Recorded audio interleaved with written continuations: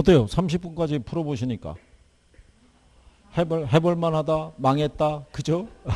이번 주는 틀린 것 같다, 다음 주를 기약을 해야 되겠다. 네. 네. 네. 네. 지난주에, 네. 네. 그런데 또 하나 이거는 있죠. 그 사기를 올려준다는 취지로 선생님이 평이하게 줄 수도 있어요, 문제를. 그런데 그거는 기분만 좋아지는 거예요, 실제로. 실전에서. 왜냐하면 본인이 지금 현재는 맹점을 파악을 해야 돼요. 내가 현재 뭐가 정리가 돼 있고 안 돼 있고 있잖아요. 문제를 계속 평이하게 주죠. 그러면 본인이 못 찾는, 그 캐치를 못하는 부분의 문제점을 전혀 발견할 수가 없어요. 그러니까 지금 성적이 만약에 40점대가 계속 유지가 된다고 그랬을 때 이 모의고사의 특징이 40점을 유지시키려고 보는 게 아니라 40점에서 이거를 기초로 해서 플러스가 될 수 있어야 돼요. 그래서 이 프로그램에서 아까 얘기한 것처럼 1회하고 2회를 봤잖아요. 네, 그러니까 여기를 문제를 봐서 문제점이 생겼잖아요. 이거를 3주하고 4주차에 이론인데 여기 핵심 이론이 있죠. 그러면 우리 여기서 한 내용이 있잖아요. 이게 다 압축이 돼서 들어가 있어요. 그거를 한번 다시 돌려주는 거예요, 이론을. 그러면 여기서 이론을 다시 한번 들었잖아요. 그러고 난 다음에 이제 모의고사를 보는 거예요. 이때 이제 3회차 모의고사, 4회차 모의고사를 보는 거예요. 그러면 여기서 만약에 40점대가 된 사람이 이때 들어갔을 때는 당연히 플러스가 돼야 돼요. 무슨 말인지 아시겠나요? 네, 그거를 지금 생각하는 거예요, 여기서. 그래서 여기가 중간에 하나 들어가 있는 거예요, 이론이. 그러면 지금 이론을 배운 지가 또 꽤 오래됐죠. 그렇잖아요. 그럼 이론이 기억에서 어떻게 돼요? 사라져 있는 거예요. 그렇죠. 우리의 기억은 오래 유지할 수 없어요. 그건 우리가 인정해야 돼요. 그죠? 여러분뿐만이 아니라 모든 수험생들이 똑같아요. 그러니까 중간에 한번 테마식으로 해가지고 압축 정리를 딱 해놓은 거예요. 그러면 나중에 문제를 풀어서 이해가 안 되면 요약집에서 찾는 것도 시간이 많이 걸리잖아요. 그러니까 테마에서 한번 찾아보는 거예요, 이렇게. 네, 그래가지고 어떻게든 간에 24개를 맞출 수 있게끔 해서 시험장에 들여보내야 된다고요. 그렇잖아요? 네. 네? 올라가죠. 네? 올라갈 수밖에 없는 구조죠. 공부 안 하면 똑같은 거예요. 그죠? 공부해야지 되는 거죠. 예.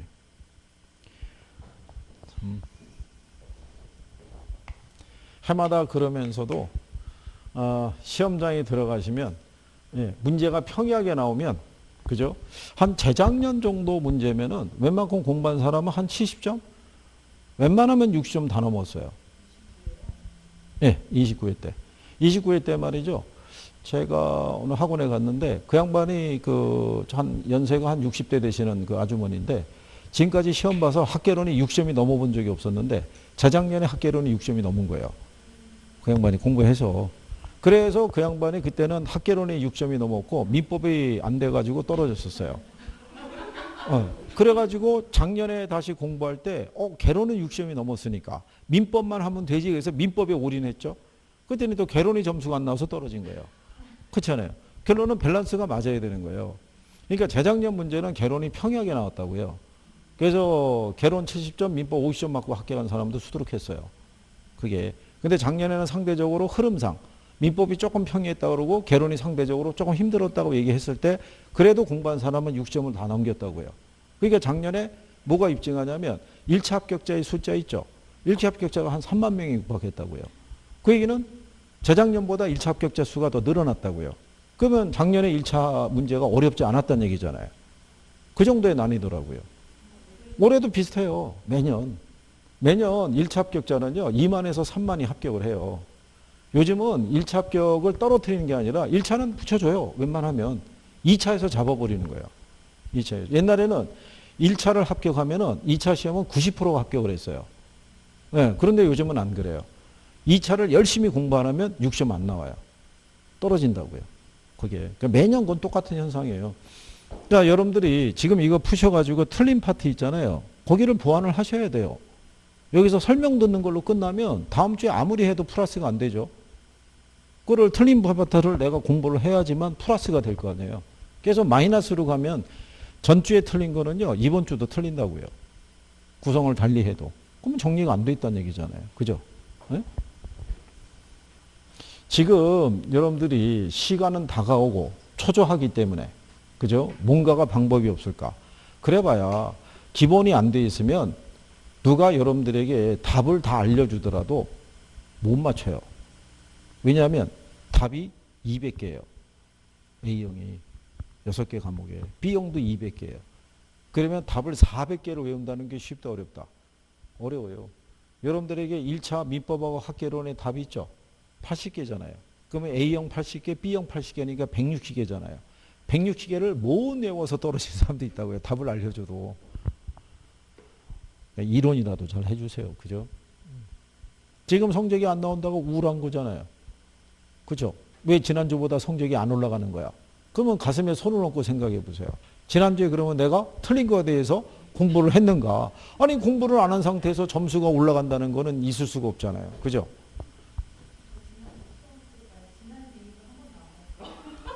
아니, 그런데 성적이 지난주에 이어서 한 번도 보질 않았다 그러면 지난주하고 성적이 비슷할 수밖에 없을 거 아니겠어요? 현재 내가 알고 있는 대로만 푸신 거니까. 그렇지 않아요. 근데 왜 성적이 안 올라갔어? 그러면 그러니까 결국은 이거예요. 실수 있잖아요. 실수. 실수와 착각이 줄어들어야 돼요. 여러분들이 매번 실수와 착각을 4개에서 5개를 한다고요. 실수와 착각을 만약에 안 했으면 이만큼 플러스가 됐을 거 아니에요. 그렇지 않아요? 네. 다 그래요. 그게. 그러니까 우리가 거기 31번, 32번, 33번, 뭐 34번 이런 것 있죠. 이런 애들은 그냥 맞춰줘야 되죠. 어? 자, 31번에 관리 방식 물어봤잖아요. 그렇죠? 거기는 31번은 답이 4번이에요. 자, 자치관리라는 게 우리가 자가관리죠. 자가관리가 있고 이 외주관리 있죠. 위탁관리. 어떤 게 더 효율적인 관리가 돼요? 위탁관리가 전문가적인 관리니까. 그러니까 걔가 불필요한 비용이 절감이 되죠. 그렇잖아요. 자관리에서는 불필요한 지출이 많아질 거 아니에요. 그렇죠? 그러니까 31번은 답이 몇 번이다? 네, 4번이에요. 근데 이 관리 방식에서 어려운 내용이 별로 없잖아요. 그죠? 그리고 거기 보시면 2번에 위탁관리는 전문적인 계획관리와 서비스를 받을 수 있죠. 근데 기밀유지 및 보안은 불리하죠. 기밀유지가 제일 잘 되는 거는 자가관리잖아요. 그렇잖아요. 그리고 혼합관리는 자가관리에서 위탁관리로 넘어갈 때 과도기적인 관리 형태가 혼합관리잖아요. 그러니까 이거는 맞춰줄 수 있어야 되고요. 그 다음에 32번에 가게 되면 부동산 시장 있죠. 부동산 시장은 전국적인 시장 체계를 갖출 수 있어요, 없어요? 없어요. 부동산 시장은 지역 시장이라고요. 그렇죠. 시장이 고도로 국지화되어 있잖아요. 그렇죠. 그러니까는 거기 1번에 지역 시장이 아닌 전국적 시장을 형성한다 그랬으니까 걔는 틀렸을 거 아니에요. 그렇다고 해서 거기서 부동산 상품의 고가성이 있죠. 상품이 비싸니까 시장 참여자의 수가 제한이 되죠. 그러니까는 불안전 경쟁 시장의 성격을 갖고 있고요. 거래 시 매도자하고 매수자 간에 정보의 비대칭성 문제 있죠. 비대칭성이라는 게 정보가 부족하다고요. 그렇잖아요. 그래서 시장이 또 불안전해지는 문제가 있고요. 또 4번에 다시 한번 얘기해 주잖아요. 판매자하고 구매자가 소수인 불안전 경쟁 시장이죠. 그러니까 가격 기능이 불안정하니까는 누가 개입을 자주 해요? 정부가 시장에 자주 개입하는 경우죠. 그렇잖아요.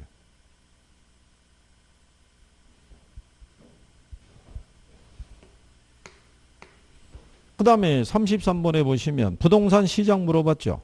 그렇잖아요. 틀린 거를 물어봤을 때. 자, 여러분들이 건설 노동자의 임금이 상승하죠. 예. 그러면 생산 요소 가격이 상승한 거잖아요. 그럼 공급이 증가해요, 감소해요? 감소. 딱 1번에다 줬잖아요. 정부가 건축 허가 요건을 완화하면 신규 건설이 침체될 수 있다라고 얘기하죠. 강화하게 되면. 그 다음에 부동산 경기 조절 정책은 일반 경기의 조절을 위한 수단이 될 수도 있어요, 없어요? 있어요. 일반 경기가 침체되어 있을 때 있죠. 예전에 우리나라 정부가 많이 쓴 게 뭐냐면 부동산에 관한 규제를 완화시키는 거예요. 그러면 부동산 경기, 건설 경기가 살아나게 되면 일반적인 고용 창출 효과가 커진다고요. 왜냐하면 건설 현장에서 일하는 사람들이 단순 노동력을 제공하는 거잖아요. 예, 그래서 그런 요건으로 많이 쓴 거죠. 그 다음에 장기 주택저당 대출 제도의 활성화 있죠. 무주택 가구의 주택 구입을 쉽게 해주죠. 그 다음에 프로젝트 파이낸싱 있죠. 얘가 대표적인 개발금융이라고요. 개발금융이 공급자 금융이잖아요. 그러니까 부동산 공급에 기여할 수 있죠. 그렇죠? 그럼 지금 설명을 들으신 바에 따르면 31, 32, 33 있죠. 어려운 게 아니잖아요. 쉽게 풀 수 있는 이런 데서 실수하면은 안 되는 거예요. 그죠? 그죠? 틀리고 난 다음에 누구를 원망하겠어요. 이거를. 근데 표정이 보니까 다 맞은 건 아닌 것 같군요. 그 다음에 34번에 여과 아시죠? 자, 여과 보면은 상향 여과라는 게 있고 뭐가 있어요? 네, 하향 여과. 이거는 하위 계층에 사용하던 주택이 상위 계층의 사용으로 전환이 되고요. 상위 계층이 사용하던 주택이 하위 계층의 사용으로 전환되는 게 하향 여과잖아요. 그죠? 근데 그냥 되지는 않고 얘는 재건축이나 재개발을 통해서 얘는 뭐가 발생한 거를 공가 있죠? 우리가 지난번에 그렇게 해드렸잖아요. 우리가 시장에 보면 고급 주택이 있고 중급 주택이 있고 그 다음에 뭐가 있을 때 저급 주택이 있을 때 여기서 주어지는 효용이 있죠. 예, 고급 주택은 30, 중급은 20, 저급은 10 정도의 서비스가 제공이 되고 있을 때 이 효용은 시간의 흐름과 더불어 줄어든다고요. 그게 1년에 1씩 줄어든다 가정할 때 10년이 경과하게 되면 얘는 20으로 줄어들 거 아니에요. 그럼 얘는 얼마로? 그럼 얘는 얼마가 돼요? 제로. 그러면 이 논리상에서는 정부는 일정 규모 이하의 저급 주택은 신축이 금지되어 있어요. 그죠? 그러면 이때 여기 있는 고급 주택 있죠? 얘가 이제 제로가 되니까 여기서 새로운 무슨 주택이 재개발돼서 고급 주택이 공급이 되는 거예요. 그러면 여기 거주하고 있던 사람이 일로 이주하겠죠. 그러면 이 사람이 이주하면 여기서 뭐가 발생해요? 공가가. 그거로 이 사람이 들어가는 거예요. 이렇게. 그러면 이 사람이 이주하면 여기도 공가가 발생하죠. 그럼 여기서 이렇게 이주해서 들어가는 거예요. 이러면서 순환이라고 얘기하는 거죠. 이런 식으로. 그래서 1번 지문에 보면 여과 2번에 여기 보면은 2번 지문에 여과 작용은 기존의 재고주택이 제공하는 주택 서비스의 흐름이 변할 때 발생할 수 있다라고 얘기하잖아요. 그죠? 그래서 여기서 우리가 틀린 거는 4번에 침입 등에 의해서 하향 여과 과정이 반복이 되죠. 그러면 저소득층의 주택 공급이 증가하죠. 감소한다니까 틀렸을 거 아니에요. 그러니까는 34번에는 답이 몇 번? 4번. 여과의 개념을 알고 있느냐? 뭐 이런 얘기잖아요. 그죠? 그 다음에 35번에 제조달 원가 구하는 것 있죠. 예. 우리가 제조달 원가 할 때 비용을 계산해야 되죠. 거기 보면은 직접 공사비, 간접 공사비 있죠. 그 다음에 개발사업체 이윤이 있죠. 개발사업체 이윤이 포함이 돼야 안 돼요? 포함이 되죠. 그렇잖아요. 그래서 우리가 비용을 얼마로 봐야 되냐면 5억이겠죠. 그죠? 예. 5억인데 거기 보면은 10년 전에 건축비 지수가 100이죠. 근데 기준점의 건축비 지수가 얼마예요? 120. 그러면 100분의 120이니까 1.2죠. 5억 곱하기 1.2 하면 얼마? 6억 나온다고요. 그러니까 그 얘기는 10년 전에 비해서 물가가 20% 올랐다는 얘기죠. 그러면 6억인 상태에서 건물의 연면적이 얼마예요? 1,500이잖아요. 6억을 1,500으로 나누면 40만 원 나오죠. 그죠? 네. 그래서 답이 1번 나오겠죠. 그렇죠? 그 다음에 36번 아시죠? 이거 거래사례법에서 이거 했었죠. 분모가 무슨 부동산? 사례부동산. 그죠? 분자가 무슨 부동산? 대상부동산. 다 기준은 100이라고 그랬었죠. 그래서 플러스 마이너스 알파, 플러스 마이너스 베타 이렇게 얘기했잖아요. 그죠? 그래서 이게 비율을 수정하는 거라고 그랬죠. 우세하면은 더해주면 되고 열세하면 뭐 하면 된다 했어요? 빼주면 된다 그랬어요. 그러면 첫 번째 보면 가로의 폭 구조 등의 상태에서 대상 부동산이 몇 프로 열세가 돼요? 5%. 그럼 대상이라고 그랬잖아요. 그럼 얘는 그냥 그대로 100이고 얘가 몇 프로 열세하다? 5%. 그럼 5 빼주면 돼요. 그럼 100분의 95죠? 그러면 0.95 나오잖아요. 그러면 두 번째 조건에서 고객의 유동성과의 적합성에서 대상 부동산이 몇 프로 우세화돼요? 3%. 그러면 어떻게 하면 돼요? 얘는 그대로 100이고 100 플러스 3이잖아요. 100분의 103이니까 1.03 나오겠죠. 그렇잖아요. 그 다음에 세 번째 보게 되면, 네 번째. 행정상의 규제 정도에서 대상 부동산이 몇 프로 열세야 돼요? 4%. 그러면 100에서 4 빼면 되잖아요. 그러면 100분의 96이니까 0.96 나오겠죠. 그럼 얘가 3개 곱하면 되잖아요. 0.95 곱하기 1.03 곱하기 0.96 있죠. 예, 이거 때리게 되면 1번이 나오겠죠. 그렇죠? 딱. 이건 어려운 게 아니잖아요. 이런 식의 난이도로도 출제됐던 선례가 있어요. 이렇게. 그죠? 그래서 의외로 감정평가 3방식에 가서 거래사례비교법은 학생분들이 그래도 도전해 볼 만한 거예요. 특히 이런 형식으로 나오는 건 진짜 간단한 거예요. 그죠? 처음에는 여러분들이 이것도 싫어했다고요. 그죠? 그런데 이런 거 나오면은 맞출 수 있으니까 계산을 내면 이런 거를 자꾸 내주면 좋겠는데 선생님 입장에서는 계속 여러분이 좋아하는 문제만 낼 수는 없는 거예요. 그죠? 자, 그 다음에 37번에 보면요. 과거 대학가에는 하숙집이 많았죠. 근데 최근에는 원룸 등의 독립주거시설이 많잖아요. 그 이유는 학생 선호도가 바뀌었기 때문이다 이런 얘기죠. 그래서 부동산 용도가 시장 선호도와 적합하게 되는 경향을 뭐로 설명할 수 있냐고 물어봤죠. 이게 4번의 적합의 원칙이라고요. 그렇죠? 그래서 지금은 대학가를 가면 옛날에는 왜 한옥 구조에 기와집 뭐 이런 것들이 전통적인 하숙집이었잖아요. 근데 어느 순간서부터 이 지역이 개발이 되면서 속칭 원룸 주택들이 이렇게 들어서요. 그러면 학생들이 뭐를 찾을 때 주거를 정할 때 하숙집보다는 원룸으로 된 독립된 주거 공간이 훨씬 더 편하거든요. 그러면 선호도가 이쪽이 높아지는 거예요. 그러면 요 주변에 있던 한옥들이 자꾸 이렇게 어떻게 돼요? 원룸 주택이 이렇게 바뀌어 버린다고요. 그게 주변 환경에 적합하게 바뀌는 거예요. 그죠? 이렇게 주변이 이렇게 바뀌었을 때 여기 옛날식 한옥 있죠? 그 옛날식 한옥이라고 해서 꼭 불편한 건 아닌데 주변 환경에 어울리지 않기 때문에 기존의 한옥은 감가의 대상이 되는 거예요. 그죠? 네, 그거를 얘기하는 게 적합의 원칙이죠. 적합의 원칙. 예, 그 다음에 이제 38번에 보시면 우리가 이제 뭐를 구하라고 그랬냐면요. 수익가액을 구하라고 그랬죠. 수익가격. 수익가격 구하려면 어떻게 하면 돼요? 이게 순수익을 무슨 이율로? 환원 이율로. 이렇게 환원할 때. 근데 여기서 환원 이율은 몇 프로라고 줬어요?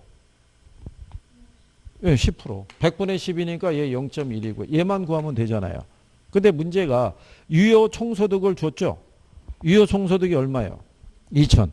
거기서 이제 경비 빼야 되잖아요. 그러면 유지관리비 300만 원 경비로 들어가요, 안 들어가요? 경비로 들어가죠, 유지관리비. 그 다음에 화재보험료 들어가죠, 소멸성 보험료니까. 그 다음에 수도료 들어가고 재산세 들어가잖아요. 그러면 얘들은 공제해 줘야 되죠. 근데 원리금 상환해 갖고 영업소득세는 경비에 포함시키지 않죠. 그러면 2천에서 얼마 빼주면 돼요? 500만 원 빼주면 되죠. 그럼 2천에서 500 빼면 남는 게 얼마예요? 1,500이잖아요. 그럼 1억 5천이죠. 뭐. 이게 0.1이면 위의 금액의 10배라고 그랬죠. 예. 그러면 답이 몇 번? 4번 되겠죠. 그러니까 여기서도 이런 거예요. 경비를 공제할 때 실수와 착각을 해서 경비 공제를 잘못하게 되면 값이 안 나오는 거죠. 그렇잖아요. 그래서 틀리면 억울한 거죠. 나중에 나왔을 때. 그죠?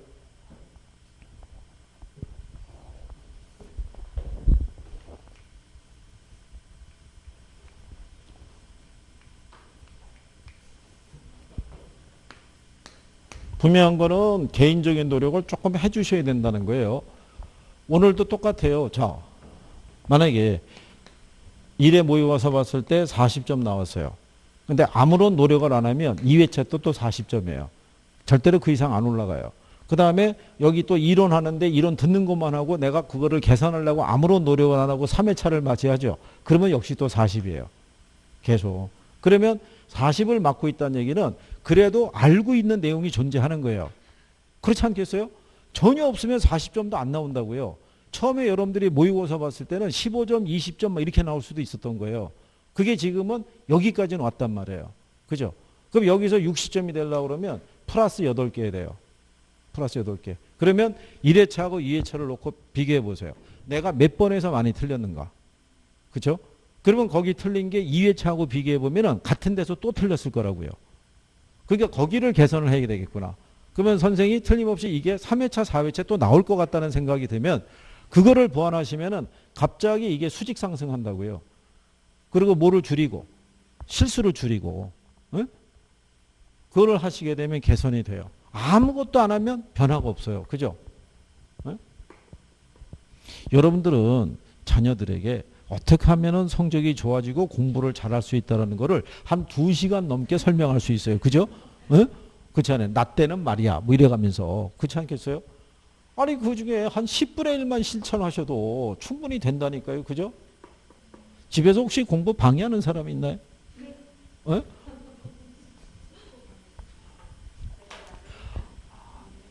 아, 이것도 촬영해서 이렇게 나가게 보았는데 이 학원에 가면은 우선 특강하잖아요. 특강을 하면 통상 한 6시 내면 끝나거든요. 네, 근데 집에다가 한 10시에 끝난다고 나오신 분들이 많더라고요. 그죠? 그러니까 본인이 공부할 수 있는 시간을 확보하셔야 되는 거예요. 그러니까 이렇게 해서 들으시면 여기서 이렇게 들으시고 수업 마치고 점심 간단하게 드시고 난 다음에 여기서 한 2시간 정도라도 투자를 하시면 틀림없이 개선이 돼요. 집에 가시면 공부 안 될 거 아니에요. 하기 쉽지 않잖아요. 집중하기가 온전히. 그러니까 그렇게 시간을 확보해서 하셔야 된다니까요. 그죠? 자, 39번에 가면 감정평가에 관한 규칙상의 용어의 정의를 물어봤죠. 그쵸? 예. 예. 지난번에 했지만 인근 지역 나오죠. 대상 부동산이 속한 지역이고 부동산 이용이 동질적이고 가치 형성 요인 중에서 뭐를? 지역 요인을 공유하는 지역을 얘기를 하죠. 그죠? 수익환원법 아시죠? 가액 구하는 거. 가수환 이렇게 얘기했었어요. 그죠? 임대료 구하는 거는 임수분 이렇게 얘기했었어요. 수익분석법이라고. 여기서 틀린 답은 4번이 되는 거예요. 예, 4번은 적산법이 아니라 뭐를 설명한다? 예, 그거는 수익분석법을 얘기하는 거예요. 그렇죠?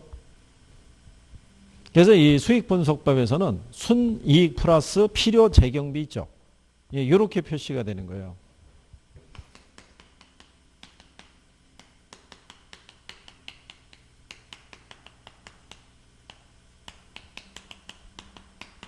근데 적산법이 있죠. 적산법에서의 여기서의 적산임료 있죠. 얘는 기초가액 있죠. 여기에다가 뭐를 곱하고요. 예, 기대이율을 곱하고 여기에다가 뭐를 가산해서 예, 필요 재경비를 가산해서 구하는 거예요. 그래서 이제 39번에는 답이 4번 이렇게 돼 있죠. 자, 이거 40번은요. 제가 여러 번 얘기했었어요. 표준지 공시가 있죠. 공시사항은 정리해 두셔야 된다고. 표준주택의 공시사항은 물어봤어요. 그리고 표준지의 공시가도 지문으로는 여러 번 등장했어요. 그죠? 예, 40번의 답은 5번이에요. 다 들어가요. 예. 여기에다가 지세도 들어가고요. 그래서 이게 요약집 등에다 보면은 이거 다 정리해서 드렸다고요. 그죠? 이렇게 나왔을 때 정확하게 모르면 틀리는 거예요. 한 번이라도 보지를 않으면. 그렇지 않겠어요? 봐줘야 되실 거 아니에요. 그죠? 그래서 40번까지 이렇게 풀어보신 거예요. 5번이라고. 그죠? 이게 푸시고 나면요. 아쉬움도 남고요. 예, 그 다음에 뭐를 내가 조금 봐야겠다는 것도 느낄 수 있는 거예요. 그거를 보완해 주시는 게 필요해요. 그죠? 그래서 이번에 우리가 다음 주하고 그 다음 주에 있을 때 그 테마 정리를 해드리잖아요. 그러면 틀림없이 제가 모의고사를 이렇게 치러보니까 약하신 게 경제에 약하시고요. 탄력성 뭐 이런 거. 그 다음에 지대론도 용어가 또 확실하지 않게 되는 경우도 있고요. 투자론도 조금 힘들고 금융도 정리가 안 되는 게 있고 간평도 정리가 안 되는 게 있으니까 그 파트를 중심으로 해서 한번 압축 정리를 한번 해보는 거예요. 그죠? 아니 어떻게든 해봐야 되잖아요. 그죠? 이대로 우리가 쓰러질 수는 없잖아요. 그죠? 이렇게 고생했는데 나중에 안 돼 봐요. 그러면 이상한 소리나 듣지. 그러니까 돼야 된다고요. 그죠? 예? 그래서 시험이 끝나서 바깥 양반한테 가서 이게 흔들어 줘야 되잖아요. 이게 자격증이라고. 예. 괜히 또 떨어지고 난 다음에 바깥 양반에 가서 이게 학원 등록증이래. 뭐 이런 거 얘기해봐야 소용없잖아요. 그러니까 예? 예. 예. 예. 예. 그 얘기는 본인이 느끼시겠지만 처음에 성적이 나온 이후로 뭐 예전에 그런 게 독이 될 수도 있는데 예전에 어떤 친구가 공부하러 나왔는데 현업 저기 그 중개사무소에서 근무하던 친구예요. 나왔는데 그 친구가 첫 번째 모의고사를 봤는데 28개인가 나왔어요. 학계론이.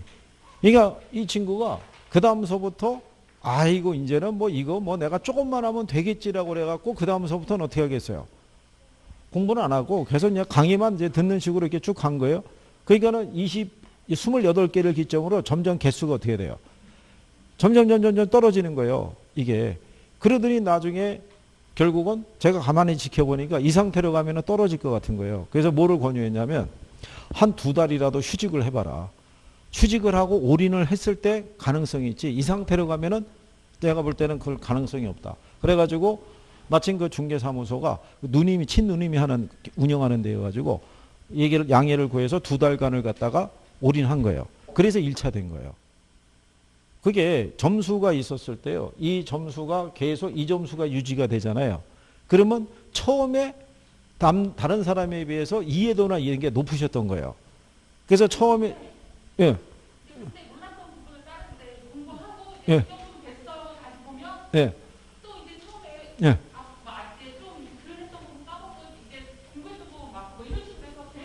예. 그러니까 아까 제가 얘기했잖아요. 처음에 총론을 하고 경제를 갔는데 이게 처음에 이해가 안 되니까 여기서 방황을 좀 해요.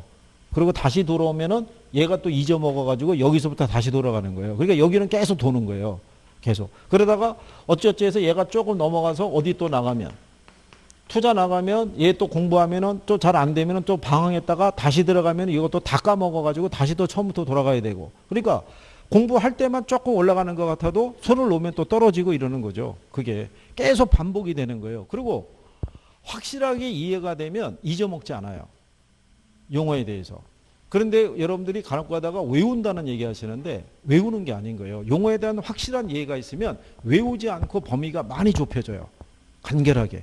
그런데 확실하게 정리가 안 돼 있으니까 외워야 된다는 생각이 앞서는 학계로는 외워서는 답이 안 나오는 과목이에요. 민법하고 학계로는. 그래서 1차가 공부하는 시간이 긴 거예요. 2차는 외운다는 얘기를 할 수 있어도요. 1차는 그게 쉽지 않아요. 그러니까 용어 하나를 정확하게 내 것으로 만드는 게 중요해요. 이해가 안 되면. 탄력성 개념이 안 잡혀 있으면 해봐야 돼. 그러니까 그게 뭐냐면 아는 거하고 확실히 아는 거 틀리다니 그 미세한 차이가 점수의 차이가 나요. 일단 그렇게 생각하시고 다음 주에 뵙도록 하겠습니다. 고생하셨습니다. 수고하셨습니다.